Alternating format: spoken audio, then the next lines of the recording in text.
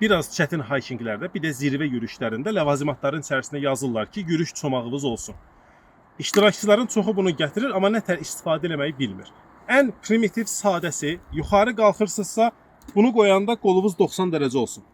Aşağı düşürsünüzsə, bunu biraz yuxarı açırsınız, irilədirsiniz ki, yenə qolunuz təxmini eyni yerə çatsın, əks halda biraz belə olacaq.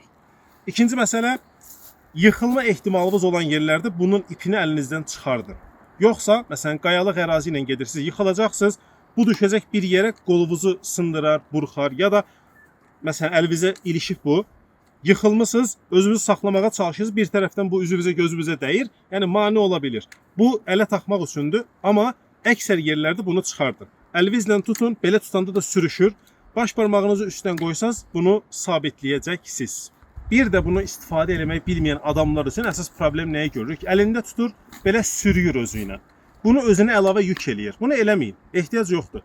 Əgər üstünüzdə götürmüsünüzsə, soruşun bələdçinizdən, sizə istifadə qaydasını izah eləsin. İstifadə qaydası var çünki. Əgər istifadə etmək bilmirsinizsə və bunsuz da gəzə bilirsinizsə, qoyun çantanıza ya da ümumiyyətlə götürməyin. Amma məsələn adam özü yorulub, bunu da əlinə keçirib, məsələn görmüşük. Əlinə keçirib belə sürüyə-sürüyə gedir, özünə yük eləyib. Elə şeylər eləməyin. Onsuz da enerjinizin hər qramına ehtiyacınız var. Bu qədər.